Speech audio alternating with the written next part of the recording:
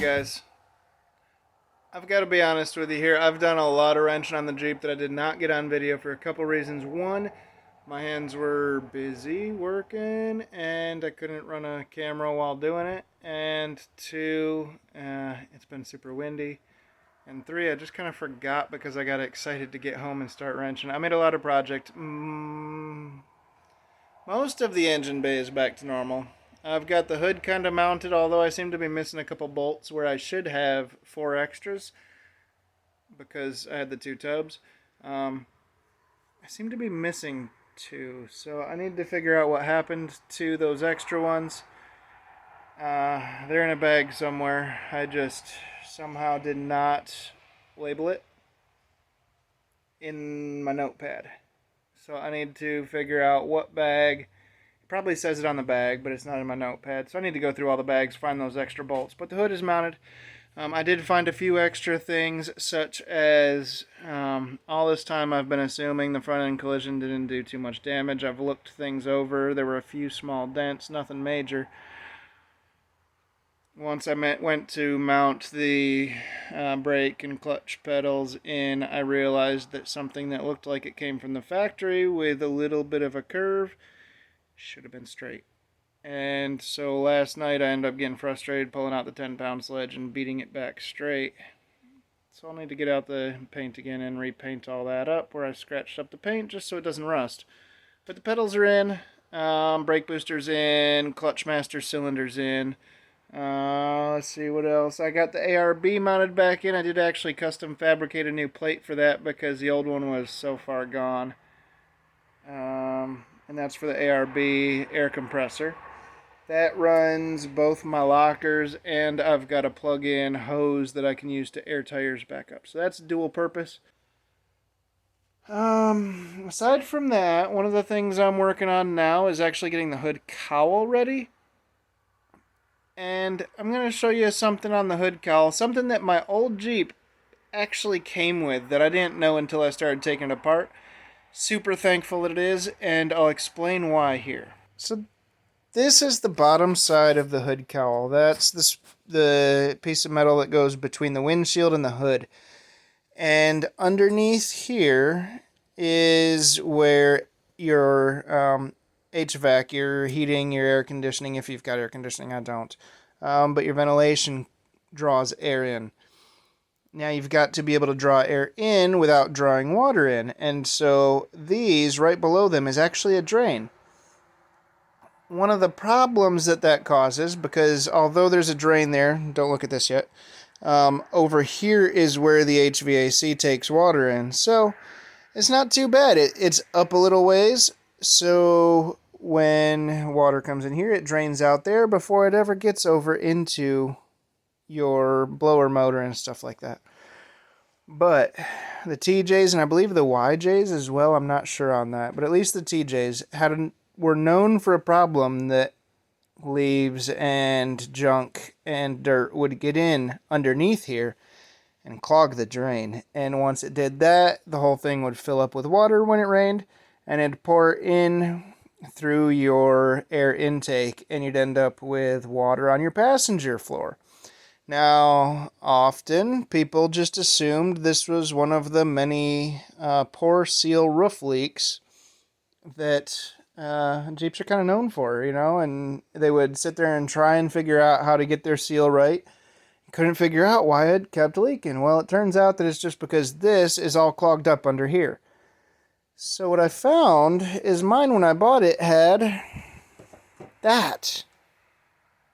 Still lets air through, but it keeps the leaves and junk out. I'm super happy for that. Well, I peeled it off because I did end up, I think, painting this or something. Or maybe it peeled off when I took the whole thing apart. I don't remember. But I've got double-sided tape here. And it's not just any double-sided tape. It's thicker than regular double-sided tape. So it's actually got, it's called mounting tape, basically. And it's an outdoor rated mounting tape. So the heat of the engine bay in the sun and the cold of winter shouldn't harm it. So what I'm going to do is peel this off, stick that back on, and the hood cowl should be ready to go back on. Except I still need to mount the wipers and stuff, and that's not going to happen until my dashboard and my windshield go on. So I'm going to mount this for now, and I may or may not haul the dashboard out. Jeep's coming together, guys. Maybe Jen's right. Maybe I am a headache. The tub's on the Jeep. She's over here nodding at me. Yes, I am a headache. The tub's on the Jeep, and I went to put the HVAC unit back on the firewall, which goes underneath the dashboard. So I can't put the dashboard on until that's on.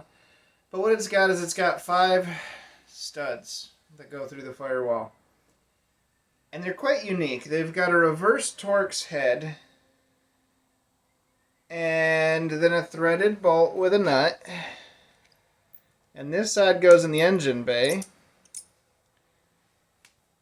And this side goes into the actual HVAC unit. And so far today, I've been looking for this part because I struggled when I took the HVAC out of the old tub. These were so rusty, they actually broke out of the HVAC instead of, and that's the heater core, the blower motors, stuff like that. The whole unit is one big unit that comes out. But instead of the nuts breaking free, it just pulled right out of the unit, which isn't how it's supposed to work, but it did. And the little tiny reverse Torx head is how you're supposed to grab onto the bolt to break it free, but during this deconstruction, I'd already broken several of those off because they're not nearly as strong as the rust that's holding this nut on. So far today, I have stomped Google. I've searched the Jeep forums, and they all came up with the same conclusion. Chrysler and Jeep do not make this part anymore. I have stumped the guys at Ace. They've never seen anything like it. I stumped the guys at O'Reilly's. The one guy, I believe it was actually the store manager, went through his entire parts book. He started in Chrysler, and then he was curious, and he went through every page of his parts order book, just looking to see if there was anything that would match, and he was unable to find anything. So at this point, we had to salvage them. Jenn went out and helped me, so I was able to get vice grips right there. So it did chew up a little bit of the last thread, but not bad enough that it'd be, hopefully I can still salvage it. And then she was able to hold that Torx bit. So we had like double hold on the bolt, and I was able to break them free. But the problem is, I'd forgotten that when I took that unit out of the Jeep was after I'd broken the tub free, because two of the bolts, don't do that while I'm holding this or I'm going to flip you off. 2 of the bolts are actually behind the engine where they're very, very difficult to get to. Well, I've spent the past week putting the body on, bolting everything in place. I'm not taking it back apart. Hopefully. Learn from my mistake. Put that in before you bolt everything in.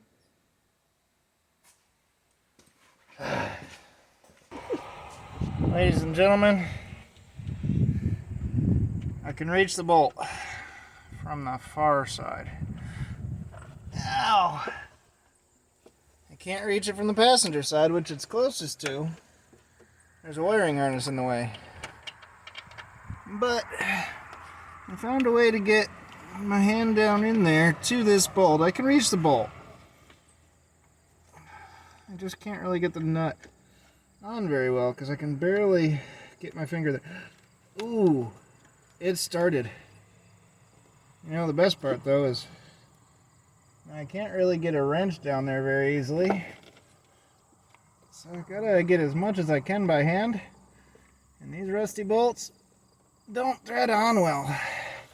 And even better than that, this bolt is the only one that's got 2 nuts, because it's got a nut first, and then it's got this drain that I was telling you about that bolts on over top of it. Okay. Okay, so I got the dash in place. I have not put any bolts on yet. There are 2 nuts. They're bolts on the actual tub. There are 2 big nuts. They are 15 millimeter heads. And they go up under here and they mount the airbag to the tub. And so I'm going to start with that because once everything starts getting in place, they're going to be a little harder to get to.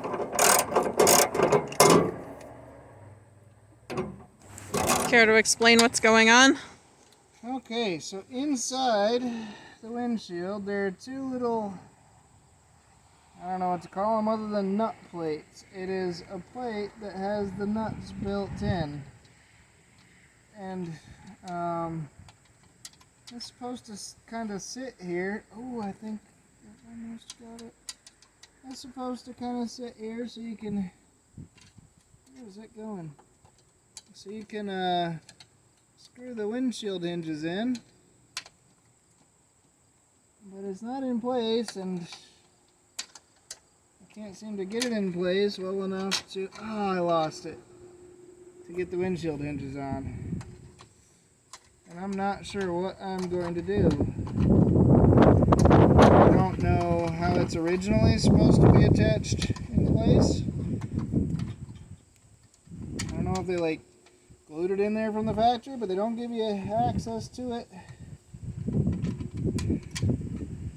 here. I don't want to have to pop out the windshield. I'm starting to wonder if that would even give me access to it. There are a couple little holes that I can get the screwdriver into, but that's about it. I don't know what I'm going to do. My best guess at this point is just hold it straight up above my head and hope Jen can get a screw in. But it's windy and I don't want to lose the windshield on one of our heads. Beyond the fact that I couldn't reach that high. Another problem we've run into is the hinge that should be the correct hinge for this windshield is not fitting properly. It is an aftermarket replacement, but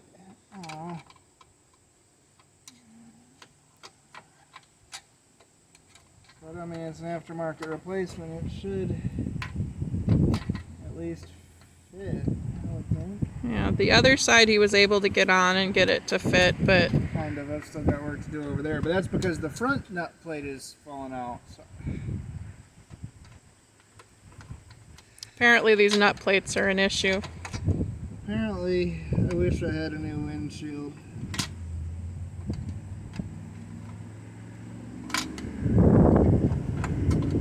Well, we could just buy you a new Jeep. We already did that. We bought you a new Jeep. Awful lot of Jeeps on the trader sites. Put too much time into this one to give up on it now. I agree. If nothing else, this has been an amusing thing to watch. He keeps trying to put his fingers in the holes that are too small. It's hilarious. As this process goes, there's a lot of little stuff to bolt on. The dashboard's going to be fun because the dashboard had a boatload of little screws and wiring harness connectors and nuts and bolts, and that's going to be the fun one. I took a lot of notes, but looking at my notes now, I don't think they were as comprehensive as I thought when I wrote them down, so it'll be fun. In the meantime, I'm doing a lot of little stuff this morning. Putting on, the door hinge and latches, stuff like that. I'm not going to crank them down completely until I get the doors bolted on, because I want to verify that everything's going to line up. And then once I can do that, I'll crank them down nice and tight. And actually, I think these are T50 and I got T40, or maybe they're T45 and I got T40, so I can't crank them down right now anyway. This is just enough to get it in place. I'm probably not going to be super comprehensive about this, but when taking apart your dash, right along the top here, behind the dash, there are 4 bolts sticking up out of the tub, and there are 10 millimeter nuts that match up to those bolts. And so, as you're taking it apart, don't forget those 4 back there. I think I already mentioned there are 2 bolts up under here that mount the wait for this car. 2 bolts up underneath that mount the airbag to the tub. And then, as I said before, there are lots of little bolts everywhere. Everywhere. So the windshield's in. Jen helped me lift it over the cab. We set it down, bolted on the hinges. We had to bolt the hinges to the windshield frame first. We had to dismount them from the actual tub. It was easier to get the bolts in the tub than the windshield, so we lifted it over, and then we had to pull back on it because there's a rubber seal underneath the windshield, keeps rain out and stuff. And that we just had to compress to be able to get these bolts in for the roll bar. Now, underneath the plastic that'll be up here, if you're trying to take your windshield down or whatnot, there are 2 bolts on each side mounting to the front of the roll bar extensions. And those are Torx 40, T40. That's the bit that I've broken several of on this project as I was trying to take stuff apart. It's one of the most common ones for the larger bolts on the Jeep TJs. I'm not sure about other models, how much they used it, but I can say for a fact that Jeep loves Torx for some reason. But I guess soon I'll get the wiring harness in place, and then I can get the steering column in, and I think my next step right now, since the windshield is on and the roll bar is all bolted together, is I'm going to go around and crank down all the body mounts, get them torqued to spec, if I can find the spec on that. Last time I looked I was not able to find, so maybe I'll just give them some ugga-duggas. Give them some what? Ugga-duggas. Are you making up your own language now? No, that's mechanic language. That's bad mechanic language. That's if you don't want a torque or don't know the torque spec, you hit it with an impact and it goes ugga-dugga-dugga. Okay. But I'm not hitting it with an impact because, as you can tell, I'm doing everything with wrenches and stuff. Impact would be nice, but I don't have one. So I'm going to give it some oomph-oomphes.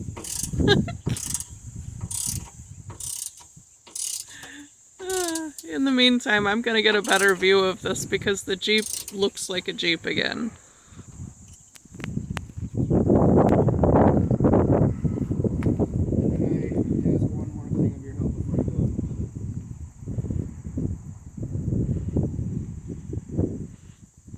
There's a Jeep in our driveway. And then there was this. This isn't even the entire wiring loom. There's another one under the dash, or under the hood, that mounts to all the engine, the battery, the engine control unit, stuff like that. This is just in the cab.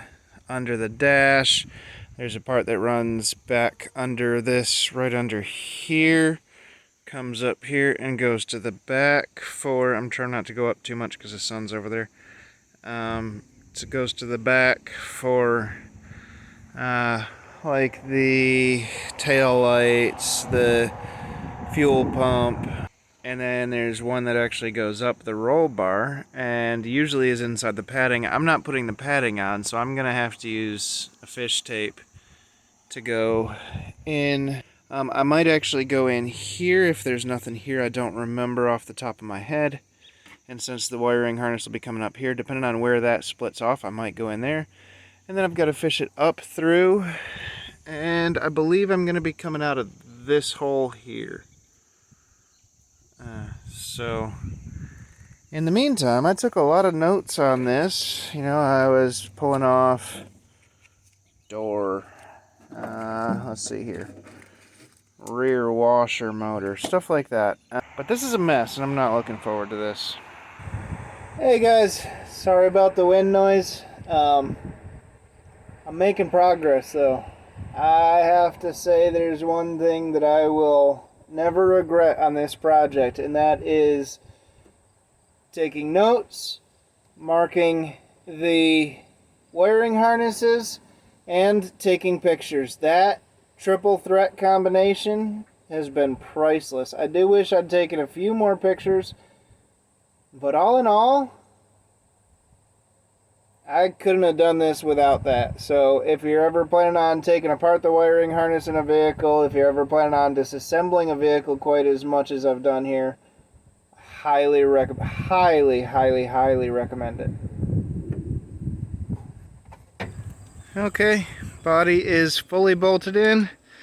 I did end up using a torque wrench I found on the Quadratech website. TJ body mount bolts, 30 to 35 pounds. Be sure not to over torque, because over torquing can crush the body mounts. So 30 to 35 pounds. It's starting to look like a Jeep again. Body mount bolts are cranked down. Most of the wiring harness is in place. I've still got some specifics to work out, but for the most part, it's becoming a Jeep again.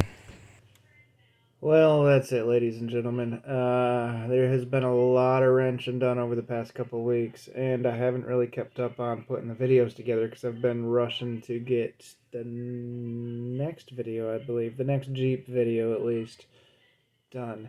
For a specific reason that you'll see soon.